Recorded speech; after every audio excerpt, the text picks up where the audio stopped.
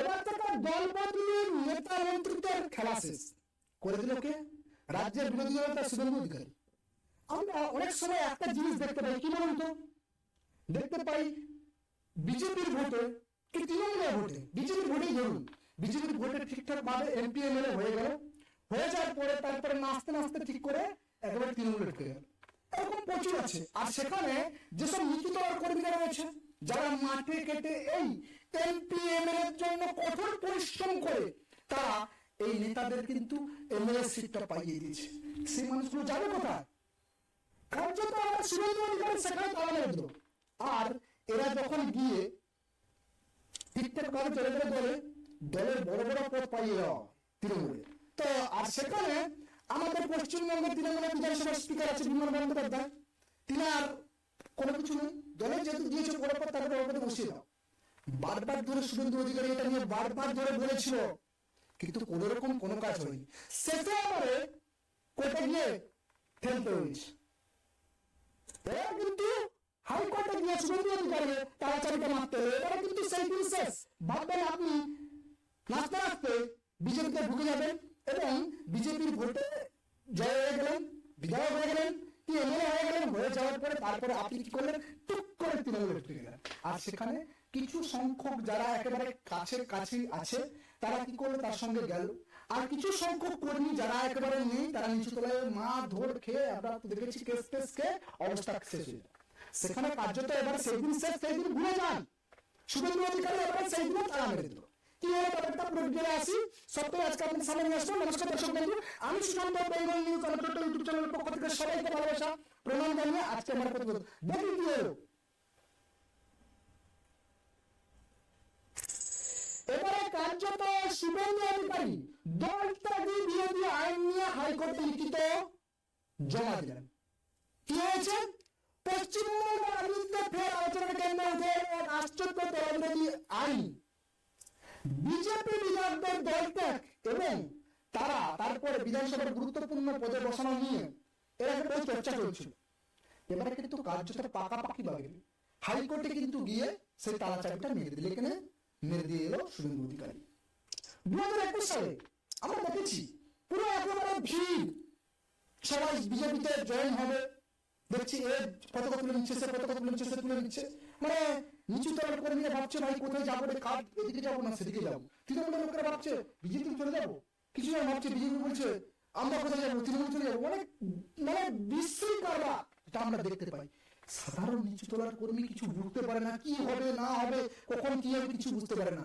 আর তারা যখন ঠিকঠাক করে জিতে গেল তারপরে কিন্তু তারা গুটি গুটি গুটি তাই করে তৃণমূল বলে দিল যে আপনাদের এই জায়গায় এরকম দেওয়া হবে, সেরকম দেওয়া হবে। অনেক সময় শুনেছি আমরা কাজ করতে পারছি না, আমরা মানে বিজেপি থেকে কাজ করতে পারছি না। আরে ভাই, এতগুলো বিজেপি থেকে কি করছে, এতগুলো এমএলএ থেকে 77টা এমএলএ আছে, তারা কি করে কাজ করছে? তারা তো করছে, কিন্তু 77 থেকে কোনো কোনো অনেক দূর চলে গেছে, কিন্তু গেছে, তারা কাজ করতে পারছে না। মুখ্যমন্ত্রী মনে করেন হয়তো 17 সালে কাজ করতে পারবে, তৃণমূলের মনে হচ্ছে যে আমরা তৃণমূলে কাজ করতে পারবো। আপনাদের একটা সাধারণ আইডিয়া বলি, বাংলার বিশ্বাস মানুষ ছেলে মুর্শিদাবাদে জিতে গেলেন কংগ্রেসে, তারপরে বললেন আমি কাজ করতে পারছি না, যারা যন্ত্রণা কষ্ট কাজ করতে পারছি না, তারপর তিনি চলে গেলেন কোথায়, তৃণমূলে গিয়ে একেবারে স্বতঃস্ফূর্ত ভাবে কাজ করছে। ভাই, মানুষের যদি কাজ করার ইচ্ছেটা থাকে না, তাহলে বিধায়ক হোক, এমপি হোক, এমএলএ হোক, তারা কিন্তু কাজ করবে। জনসেবা আর সমাজসেবা, এরা নিজেদের সমাজসেবার জন্য আসে না, এরা নিজেদের ফায়দার জন্য আসে, নিজেদের প্রফিট হচ্ছে না। তারা বুঝে নিয়েছে যে বিরোধী দলে থাকলে আমরা প্রফিট পাবো না, শাসক দলে থাকলে আমরা প্রফিট পাবো। এটাই হচ্ছে মূল কাণ্ডারি আর মূল এদের মানে স্ট্র্যাটেজি। এবার 2008 সালে বিধানসভায় আমরা দেখেছিলাম নির্বাচনের পর বিজেপির প্রায় 8-9 জন বিধায়ক তৃণমূল কংগ্রেসে যোগ দেন। আমরা দেখেছি, বাংলার মানুষ ভাই এগুলো আমরা দেখছি, তাদের কি প্রলোভন করে যান। কে বলছেন আমরা কাজ করতে পারছি না, আমাকে এমন ভাবে কেস দেওয়া হচ্ছে, আমরা যাচ্ছি। ভাই, আমরা দেখেছি এলাকাতে আর একটা ছোটখাটো কর্মীদের 20 জন 25টা 22টা 23টা করে মামলা আছে, তারা কি করে সামলে উঠছে।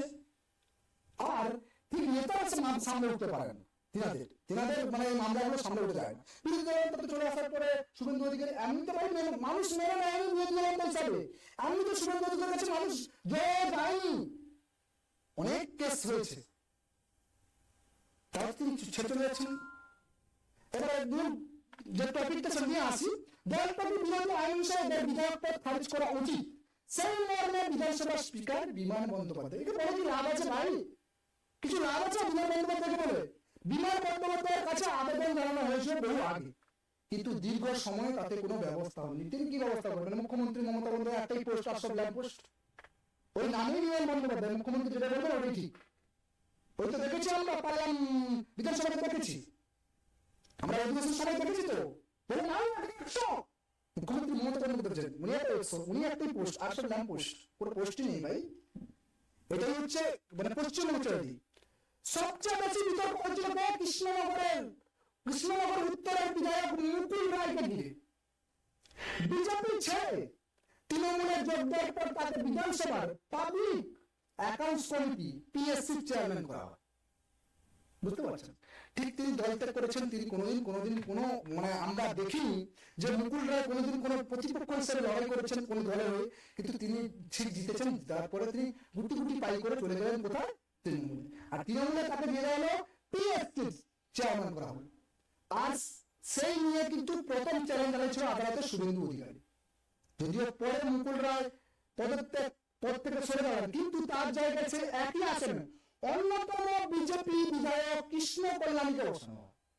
তার পরবর্তী সময়ে বিধায়ক পদ ছেড়ে তৃণমূল প্রার্থী হয়ে লোকসভায় ভোটে লড়েন কৃষ্ণ কল্যাণী। এখন এখানে শুধুমাত্র শেষ নয়, এরপরে আলিপুরদুয়ারের দলত্যাগী বিধায়ক সুমন কাঞ্জিলালকে পিএসসি চেয়ারম্যান করা। মানে ওই পত্র নিয়ে ভাই একে বসানো হচ্ছে, তাকে বসানো হচ্ছে, তাকে বসানো লাট্টুর মতো ভাই। এই পত্রের লোক দেখি এই ধারাবাহিকতা করতে বিজেপি বিধায়করা গত 4.5 বছর ধরে পিএসসি একটিও বৈঠকে অংশগ্রহণ করেনি শুভেন্দু অধিকারী। তার অভিযোগ স্পিকার দলত্যাগ বিরোধী আইনের অগ্রাহ্য করেছে। হ্যাঁ, অগ্রাহ্য তো করছে, করে তো এটা নতুন কিছু নয়। সেখানে মুখ্যমন্ত্রীর সঙ্গে মানেন না, আর তিনি স্পিকার কি করে মানলেন? স্পিকার দলত্যাগ বিরোধী যে আইন আছে তার কিন্তু অগ্রাহ্য করছে। আচ্ছা, একটা জিনিস কথা ভাবুন তো, এরা এলো কৃষ্ণনগরের মানুষ, কৃষ্ণনগর উত্তরের মানুষ সেটা ভোট দিল, জিতে গেল, সুন্দর গুটি গুটি পাই করে সুন্দর জিতে গেল, চলে গেল সুন্দর ঝান্ডা ধরে বিজেপিতে চলে গেল, দিয়ে জিতে গেল। জিতে যাওয়ার পরে এরা ভাবুন তৃণমূলে চলে যাচ্ছে। এই যে কর্মীগুলো যেগুলো, এদের তো তৃণমূল ছিল, এরা তৃণমূলের ছিল, তৃণমূলের কর্মী ছিল, তারা সেই উঁচু তলের কর্মীদের কোথায় যাবে? বিজেপি জয়েন হলে হবে না, মানে গোষ্ঠীদ্বন্দ্ব শুরু হবে। আবার যারা বিজেপিতে ছিল তারা কি হচ্ছে? মুকুল রায়ের সঙ্গে দিয়েছে, তারা কোথায় যাবে? এ যখন দল থেকে চলে যায়, এটাই হচ্ছে নিচ একেবারে গ্রাউন্ড লেভেলের যে মানুষ কি করবে খুঁজে পান না। গ্রাউন্ড লেভেলের যে মানুষ যারা একেবারে মাটির কাছে সরাসরি কাজ করে থাকেন, সেই বুথ সভাপতি থেকে শুরু করে ব্লক সভাপতি শুরু করে যারা কাজ কমান্ডার সভাপতি শুরু করে, তারা কি করবেন খুঁজে পান না এটার জন্য। আর কার্যত সেখানে তারা মেরে দিলেন শুভেন্দু অধিকারী। একটি গণতান্ত্রিক শিষ্টাচারপন্থী পদক্ষেপ। গত সপ্তাহে বিচারপতি দেবাংশু বসাক এবং বিচারপতি মোহাম্মদ সাবির রশিদের ডিভিশন বেঞ্চ এই মামলার শুনানি শেষ হয়, তবে রায়দান আপাতত স্থগিত রেখেছেন বিচারপতিরা। এর মধ্যে আদালতে শুভেন্দু অধিকারীর লিখিত বক্তব্য জমা দেওয়ার অনুমতি দেয়। সেই নির্দেশ মেনে সোমবার বিরোধী দলনেতা নিজের বক্তব্য জমা দিলেন আদালতে। ভাই, সব জিনিসটা বুঝতে পারলাম ব্যাপারটা, কিন্তু একটা জিনিস কিন্তু আমি বুঝতে পারছি না। আচ্ছা, এই বিধায়করা কেন চলে যায়, এই এমএলএরা কেন চলে যায়? অবশ্যই আপনারা কমেন্টে জানাবেন। এরা কোন লেভেলে কোথায় বশবর্তী হয়ে এরা চলে যায়? বিরোধী হলেও তো বিরোধী একটা দল থাকে রে ভাই। কংগ্রেস কি করে আছে দীর্ঘদিন ধরে? কংগ্রেস তো চলে যায় না কেন্দ্রে। এখানে রাজ্যে কেন, আমাদের রাজ্যে কেন এই জিনিসটা হয়ে থাকে? এইখানে কর্মীদের মানে মনোবল ভেঙে যায়। কর্মীরা যে লড়াইটা করবে সেই লড়াইটা, এবার 26 আবার আসছে বিধানসভা, আপনারা জানেন 26 বিধানসভা আসছে, ভোট আসছে। এখানেও যদি আবার সেই প্রতিফলন আমরা দেখতে পাই না, তাহলে এই বিজেপি দলটা যদি এরকম করে এদের এই যে দল বন্ধু, এই যে উল্টুরামদের এদেরকে নিয়ে যদি চালানো যায়, এদেরকে নিয়ে যদি চালায় না, 26-এর পরে ডুব হয়ে যাবে। পশ্চিমবাংলা আর ঘুরবে না, পশ্চিমবাংলার ঘোরার কোনো সম্ভাবনা নেই এদেরকে নিয়ে যদি চালানো যায়। অবশ্যই ভিডিওটা আপনাদের কাছ পর্যন্ত একেবারে লেডিস নিউজ। বর্তমানে বিরোধী দলটা হতে পারে, তৃণমূল থেকে এসে হতে পারে, কিন্তু এই কাজটা যে করতে পারছি যে আর যাওয়ার কোনো রাস্তা থাকবে না, থাকতে হবে ভাই এখানেই থাকো। এখান থেকে পল্টুগিরি করবে, ওই জিনিসটা হবে না। অবশ্যই ভিডিওটা আপনাদের কাছ পর্যন্ত পৌঁছে দিলাম। ভালো থাকবেন, সুস্থ থাকবেন। অবশ্যই চ্যানেল নতুন হলে সাবস্ক্রাইব করবেন, শেয়ার করবেন, লাইক করবেন, নিজের মন্তব্য অবশ্যই জানাবেন। নমস্কার, জয় হিন্দ।